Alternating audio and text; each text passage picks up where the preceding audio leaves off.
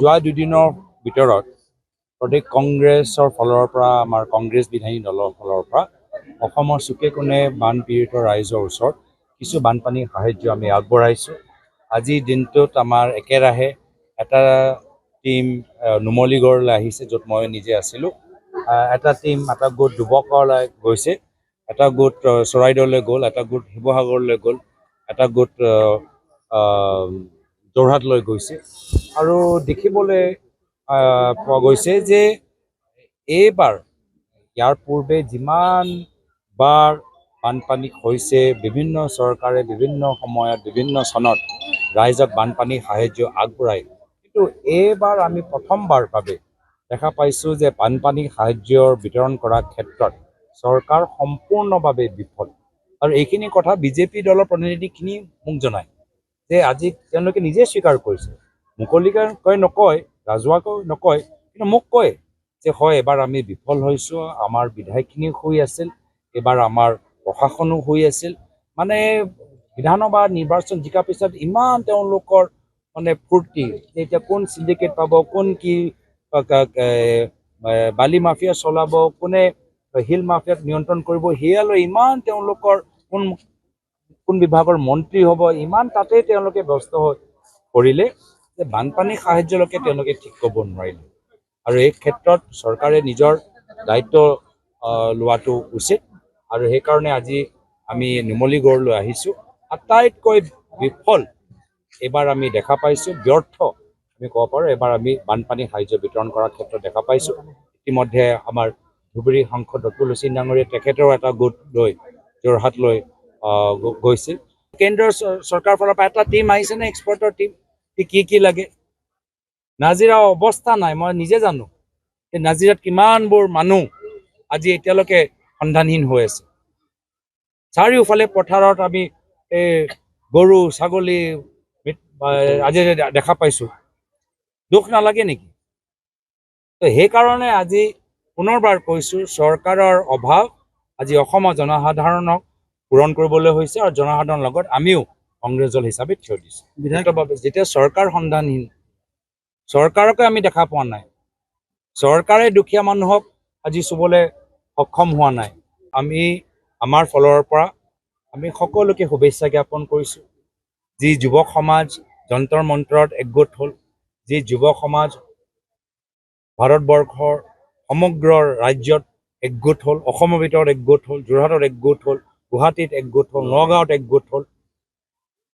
আৰু লগে লগে আজি আমাৰ কংগ্ৰেছ দলৰ হাজাৰ হাজাৰ কৰ্মীখিনি একেলগে কিমান প্ৰতিবাদ কৰিছিল, কিমান লাঠিচাৰ্জ তেওঁলোকৰ ওপৰত হৈছিল।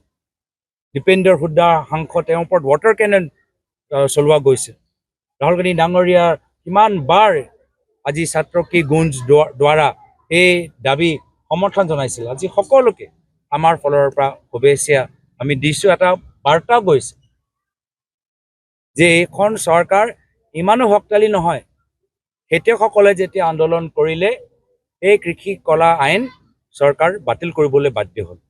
ছাত্ৰসকলে যেতিয়া আন্দোলন কৰিলে, এইখন অহংকাৰী চৰকাৰ নিজৰ শিক্ষামন্ত্ৰীক পদত্যাগ কৰাবলৈ বাধ্য হ'ল। সেইকাৰণে যদি আমি তেওঁলোকৰ অত্যাচাৰ সহ্য কৰি আমি নিজৰ সংগ্ৰামৰ ৰাস্তা লৈ আগবাঢ়ি যাওঁগৈ, শেষত এইখন চৰকাৰক পিছুৱাব লাগিব। তো জনসাধাৰণৰ একতাৰ যি এটা বাৰ্তা গৈছে, লোকতন্ত্ৰৰ বিজয় যি এটা বাৰ্তা গৈছে, সেই সম্পৰ্কত আজি য'ত য'ত আমাৰ বানপানী বেছি হোৱা নাই, কংগ্ৰেছ দল অসমত বিশেষকৈ গুৱাহাটীত সন্ধিয়া ভাগত বিক্ৰীৰ মাজ এটা বিজয় যাত্ৰা, আজি লোকতন্ত্ৰৰ বিজয় যাত্ৰা, যুৱকসকলৰ বিজয় যাত্ৰা, ছাত্ৰসকলৰ বিজয় যাত্ৰা আজি গুৱাহাটী আজি সন্ধিয়া ভাগত উদযাপন কৰিব।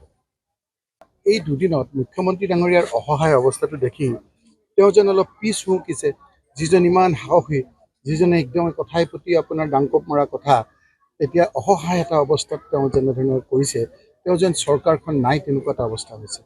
আজি গৌৰৱ গগৈ ডাঙৰীয়া আপোনালোকে জানে যে আমাৰ পাৰ্লিয়ামেণ্ট চলি আছে। যোৱাকালি তাত ভিজি ভিজি খাৰ্গে ডাঙৰীয়া, আমাৰ ৰাহুল গান্ধী ডাঙৰীয়া, আমাৰ গৌৰৱ গগৈ ডাঙৰীয়াই তাত প্ৰতিবাদ কৰিছে। আজি আকৌ কালি ৰাতি আহি আজি আকৌ আপোনাৰ দবকালে মানুহ পঠিয়াইছে, নুমলীগড়লৈ ঢাপলি মেলিছে। এইকেইটা দিন আপোনালোকে দেখিলে উজনিৰ প্ৰতিখন জিলালৈ গৈছে। চৰকাৰকতো তেনেকৈ দেখা পোৱা নাই। চৰকাৰৰ এটা ডাঙৰ মেচিনাৰী আছে, চৰকাৰেতো বহি বহি ভোট কৰিব পাৰে।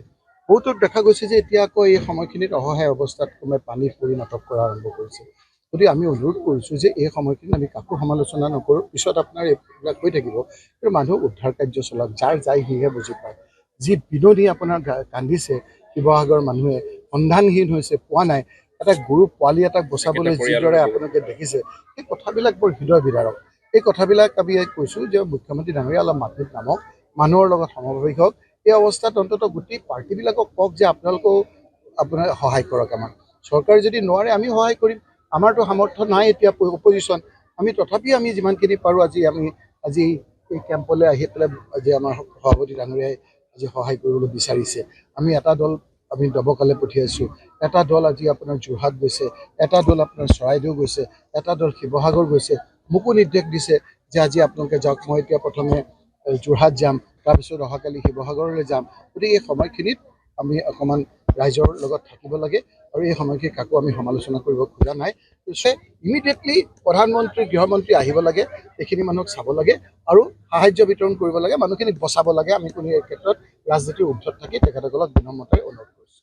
ৰাহুল গান্ধী ডাঙৰীয়াই ছাত্ৰসকলৰ এই বিপদৰ সময়ত থিয় হ'বৰ কাৰণে বাৰে বাৰে কৈ আছে।